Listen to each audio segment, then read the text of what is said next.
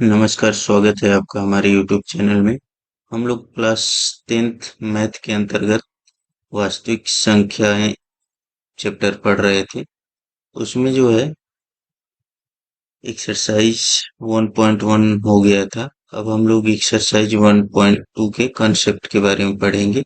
Video को आप लोग लाइक करें, शेयर करें और चैनल को सब्सक्राइब कर लें या अपने फ्रेंड सर्कल में भी शेयर कर दें, जिससे उनको भी वीडियो का लाभ मिल सके।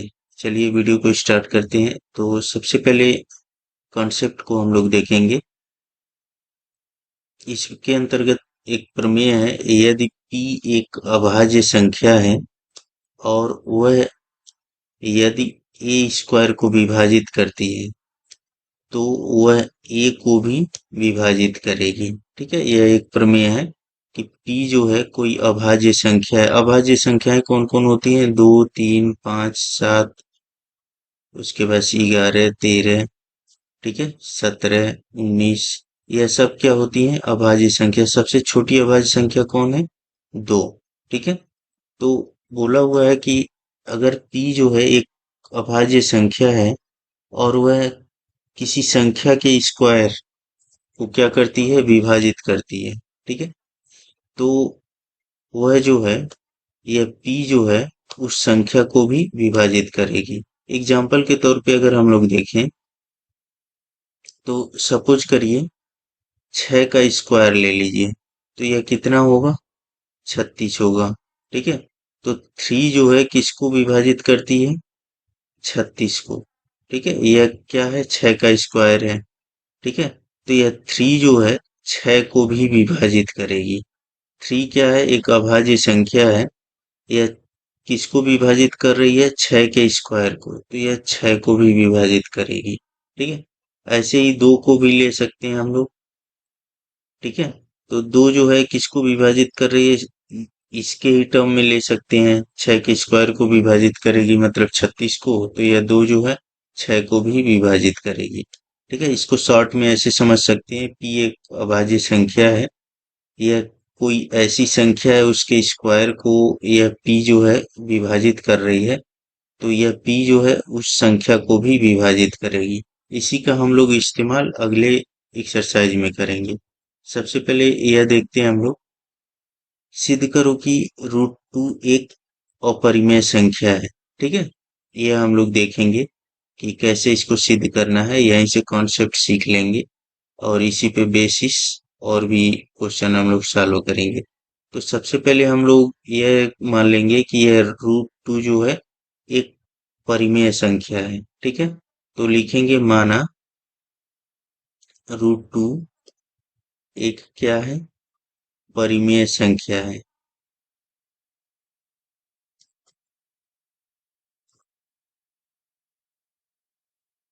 ठीक है, यह हमने क्या किया? मान लिया इसको। तो अगर यह एक परिमेय संख्या है तो परिमेय संख्याओं का प्रॉपर्टी क्या होता है कि परिमेय संख्याओं को p बाई क्यू के फॉर्म में हम लोग लिख सकते हैं। और क्या क्या होता है? p और q क्या होते हैं? एक पूर्णांक होते हैं। ठीक है, यह दोनों जो है पूर्णांक होते हैं। और क्या प्रॉपर्टी होती है परिमेय संख्याओं का? कि p और q जो है एक दूसरे के सह अभाज्य होते हैं। सह अभाज्य होते हैं। यह सह अभाज्य का मतलब क्या? कि इन दोनों को केवल एक से विभाजित किया जा सकता है, उसके अलावा और किसी संख्या से विभाजित नहीं किया जा सकता, दोनों को साथ में। ठीक है, यह दोनों जो है केवल एक से विभाजित हो सकते हैं साथ में, किसी और संख्या से नहीं। और q is not equal to 0, यह जो है एक परिमेय संख्या का डेफिनीशन होता है। उसे p बाई क्यू के रूप में लिख सकते हैं। p और q एक पूर्णांक होने चाहिए तथा p और q एक सहअभाज्य होना चाहिए। सहअभाज्य का मतलब क्या? जैसे अगर p 2 से विभाजित हो रहा है तो q नहीं होगा विभाजित। ठीक है, अगर p जो है 3 से विभाजित हो रहा है तो q नहीं होगा विभाजित। ठीक है, ऐसा केवल एक से यह दोनों p और q विभाजित होना चाहिए, इसके अलावा और किसी संख्या से विभाजित नहीं होना चाहिए सहअभाज्य का मतलब। ठीक है, अब उसके बाद से देखते हैं हम लोग। तो जैसे √2 एक परिमेय संख्या है, तो इसका मतलब इसे हम लोग क्या लिख सकते हैं, √2 को लिख सकते हैं p/q के फॉर्म में, ऐसे लिख सकते हैं। जहाँ क्या होना चाहिए, जहाँ pq क्या है, एक पूर्णांक है, ठीक है, और q is not equal to 0, और p और q एक सहअभाज्य हैं, सहअभाज्य हैं, ठीक है। पी क्यू जो है क्या है, सहअभाज्य है, मतलब उन दोनों में कोई कॉमन अंक नहीं होगा, ठीक है। अब उसके बाद से क्या करेंगे, यहाँ पे हम लोग इसको उस साइड कर देंगे, यह हो जाएगा √2q = p, ठीक है। अब उसके बाद से क्या करना है, इसका स्क्वायर कर देना है, ठीक है, वर्ग करने पर, दोनों पक्षों का वर्ग करने पर, ठीक है। तो यहाँ से क्या आ जाएगा, यहाँ से आ जाएगा 2q² = p², ठीक है। अब इसमें क्या होगा, यहाँ से हमें एक चीज तो क्लियर हो रहा है, यह p² जो है किससे डिवाइड हो रहा है, 2 से, तभी यह बराबर है, ठीक है। तो यहाँ से हम अब उसके बाद से क्या करेंगे, यहाँ पर यहाँ पर देखिए, यह p² जो है इसके अकॉर्डिंग क्या हो रहा है, 2 से विभाजित हो रहा है, ठीक है। p² का कौन कौन फैक्टर है, 2 और q² है, तो इसका मतलब यह p² जो है 2 से विभाजित होगा, ठीक है। और 2 क्या है, एक अभाज्य संख्या है, ठीक है। तो p² 2 से विभाज्य है, किसके अकॉर्डिंग, इक्वेशन 1 से p² जो है 2 से विभाज्य है, तो इसका मतलब इसलिए हम लोग लिख सकते हैं कि p भी 2 से विभाजित होगा,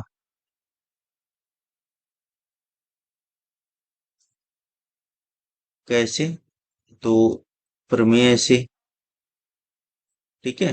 प्रमेय से ऐसा होगा कि किसी संख्या का स्क्वायर किसी अभाज्य संख्या से अगर विभाजित होता है, तो इसका मतलब वह संख्या भी उस अभाज्य संख्या से विभाजित होगा।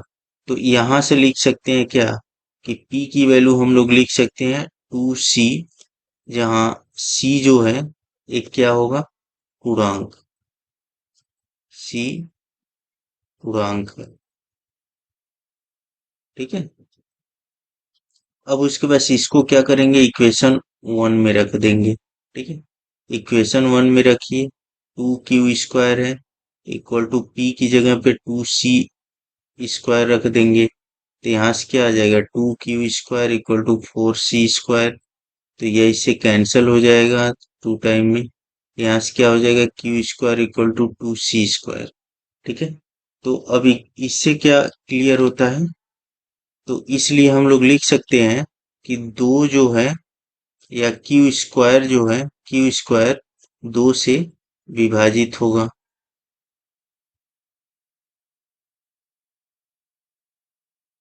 ठीक है। तो इसका मतलब क्या लिख सकते हैं हम लोग, इसलिए q भी 2 से विभाजित होगा।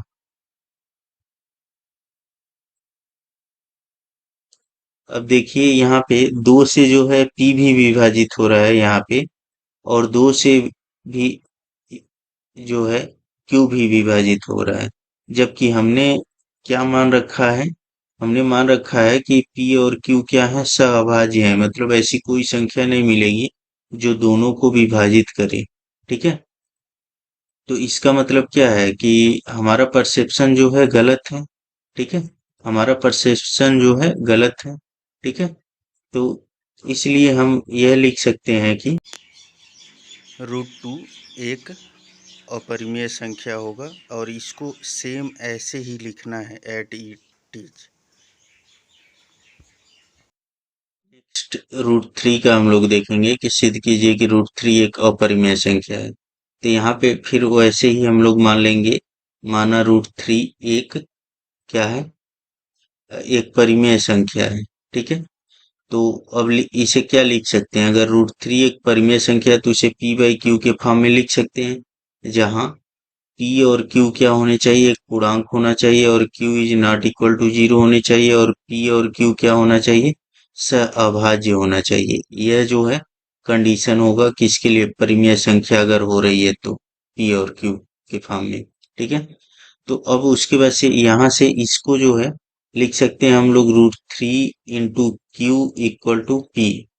अब इसका दोनों साइड का स्क्वायर कर दें तो यहाँ पे क्या हो जाएगा? 3q² equal to P square. ठीक है, अब इसको इक्वेशन नंबर हमने 1 मान लिया, तो इक्वेशन 1 से पी स्क्वायर जो है किससे विभाजित होगा? क्यू² से। ठीक है, क्यों? पी स्क्वायर जो है किससे विभाजित होगा? 3 से। क्यों? क्योंकि यह पी स्क्वायर का फैक्टर कौन कौन है? 3 और क्यू² है, तो इसका मतलब 3 से यह p² कटेगा, तो लिख सकते हैं हम लोग p² 3 से विभाज्य है। तो इसका मतलब यह क्या होगा कि p जो है ती, 3 से विभाजित होगा, क्योंकि यह प्रमेय से हम लोग देखे हैं कि अगर कोई संख्या का स्क्वायर किसी अभाज्य संख्या से विभाजित होता है तो वह संख्या भी उस अभाज्य संख्या से विभाजित होगा। ठीक है, तो अगर यह 3 से विभाजित हो रहा है तो कितने टाइम विभाजित हो रहा है? सपोज करिए हमने मान लिया c टाइम यह विभाजित हो रहा है 3 से, तो p की वैल्यू हम लोग क्या मान लेंगे? 3 इंटू सी, जहाँ c क्या है? एक पूर्णांक है। ठीक है, अब उसके बाद से यह p की वैल्यू इक्वेशन 1 में हम लोग रख देंगे, यहाँ पे रख देंगे कितना? p की जगह पे 3c रख देंगे, तो यहाँ से हो जाएगा कितना? 9c²। यहाँ पे क्या हो जाएगा? इसका मतलब यह होगा, अगर इस 3 से इसको कट कर दें, यहाँ 3 आ जाएगा, यह 3² हो जाएगा।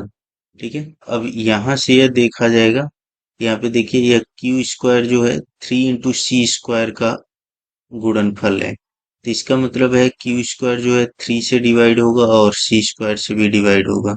तो यहाँ पे क्या लिखेंगे कि क्यू² जो है 3 से विभाजित होगा, तो इसका मतलब यह है 3 जो है एक अभाज्य संख्या है, तो q भी क्या होगा? 3 से विभाजित होगा। ठीक है, तो ऊपर हमने देखा कि p भी 3 से विभाजित हो रहा है और q भी विभाजित हो रहा है, तो इसका मतलब यह होगा कि p और q का एक उभयनिष्ठ गुणनखंड क्या हो जाएगा? 3। ठीक है, जबकि हमने क्या माना हुआ है कि p और q जो है एक सह अभाज्य है। इसका मतलब है कि वह दोनों जो है किसी एक अभाज्य संख्या से नहीं कटेंगे।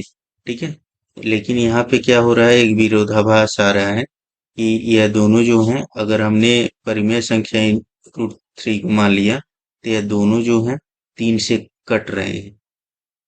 ठीक है, तो इसका मतलब है हमने जो माना है वह गलत है, तो इसलिए हम लोग लिख सकते हैं √3 एक परिमेय संख्या नहीं है, एक अपरिमेय संख्या है।